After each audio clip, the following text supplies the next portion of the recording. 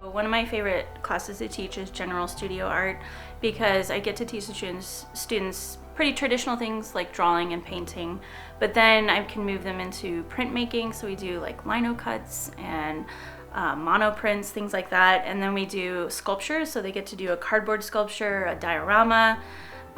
We do a mobile, so they have to learn to make a sculpture that moves. It's really fun. They get to work in clay, they get to work in a lot of different things. We even do collaging, so that's a fun, different one also. I love to teach them to mix medias because there's so much opportunity there, so they get to try out all kinds of different things. And then I get a lot of students who say, I never would have thought I'd try this. I am so amazed that I got to try this, and they're really excited that they got to try different things like that. So one of my favorite things to help students understand is that God is a creator and they should be creators too, not destroyers.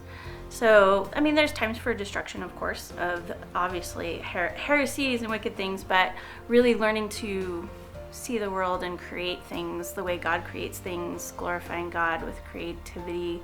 I love that. So that's one of the biggest places I feel like they get to foster their love for the Lord, understanding how to be creators. I think my class prepares students for life by really helping them learn to think outside of the box. And there's also one of the biggest things that I love to teach students is how much problem solving is involved in life, especially with sculptures and paintings, and things never go exactly the vision you first have. So it's really awesome to watch them have to solve the problems and come up with creative solutions, which I think is a huge thing to help them through life. My favorite teaching moments are those like aha moments where a lot of students all of a sudden they get something and then you see the fruit in their work. They just do so much better and they're so excited, and I love that moment. The funniest moments are usually when something goes very wrong with a project. So I had a student melt her clay project this year, and I had another student glue themselves to their project. So we have some weird things that happen in our class, and that's really fun. And teaching them to laugh it off and keep going with it is fun. So I have a lot of fun with students. We get to chat a little more because we do a lot of actually working in class, not me just lecturing as much, so that's fun. I love my subject so much, it's hard to narrow that down, honestly. I think my favorite thing in teaching it is watching it, giving this new thing to a lot of students.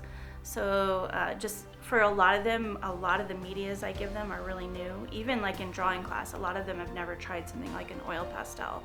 So when I get to watch them try that for the first time, it is super fun. Because I still remember the first time I did those things, and I loved it, of course. So I love to see them. Usually they like it. Sometimes I have to convince them to keep going and they'll like it later. Sometimes they just don't like it. But it's really fun just to give them the opportunities, to try it. So I like that. That's my favorite thing. I was trying to decide about this, my favorite hobby. I was like, well, I sew, I draw, I paint, I do sculptures, I like clay. I mean, it was I really do a lot within my art area, but I do love to garden too. That's one. So I like to bake. There's some other hobbies, a little different. Sewing, it's a little outside the art realm exactly, but yeah. I sell lino cut block printed things on Etsy. Historic Hibiscus is the name of my shop, and it's really fun. That's something I do in my spare time. So my students always ask me, what are you going to do on your break? And I'm like, well, I will be making stuff instead of just teaching you guys to make stuff. So that's what I do when I have the free time. It's fun.